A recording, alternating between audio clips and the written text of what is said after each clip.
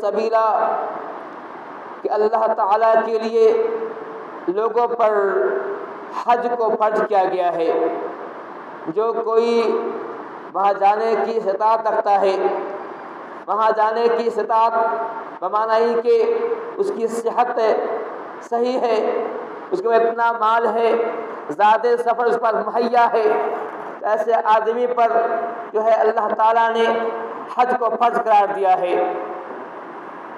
اللہ فرماتا ہے وَمَنْ كَفَرَ فَإِنَّ اللَّهَ غَنِيٌّ عَنِ الْعَالَمِينَ، جو کوئی حج کا انکار کرے، جو کوئی حج کو تسلیم نہ کرے، حج کو نہ مانے، اللہ فرماتا ہے کہ اللہ تعالیٰ ایسے لوگوں سے بے نیاز ہے، اللہ تعالیٰ کو اس کو تعلق نہیں ہے۔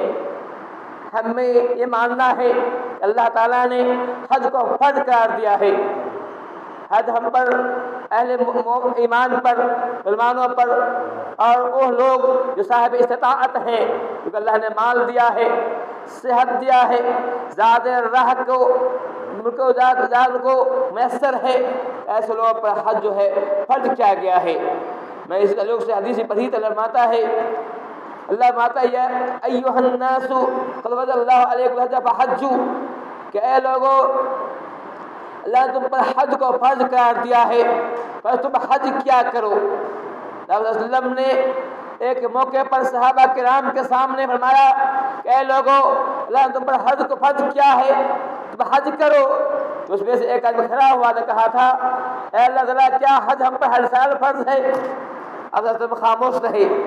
دوبارہ اس نے پھر کہا کیا ہر سال ہم پر حج فرض ہے؟ آپ خاموش رہے۔ تیسری بار اس نے پھر کہا کہ اے اللہ تعالیٰ کیا ہم پر ہر سال حج فرض ہے؟ آپ خاموش رہے۔ پھر فرمایا اگر میں نعم ہاں کہہ دیتا تو پر ہر سال حج فرض ہوا تھا، پھر اس کو تم طاقت نہیں ہوتی کہ تم ہر سال حج ادا کر سکو۔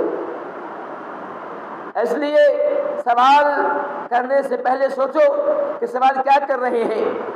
بنی اسرائیل زیادہ سوال کرتی تھی، ہلاک ہوئی، اس زیادہ سوال مت کیا کرو، بس جو بات بتائی جائے اس کو سنو، عمل کرنے کی کوشش کرو۔ اللہ تعالیٰ نے آپ صلی اللہ علیہ وسلم نے صحابہ کرام کو سمجھایا کہ زیادہ سوال مت کیا کرو۔ تو میں نے پہلی حدیث پڑھی ہے، حدیث معلوم ہوتا ہے کہ حج ہم پر فرض کیا گیا ہے، اہل ایمان پر فرض ہے۔ اس کے فضائل کیا ہیں؟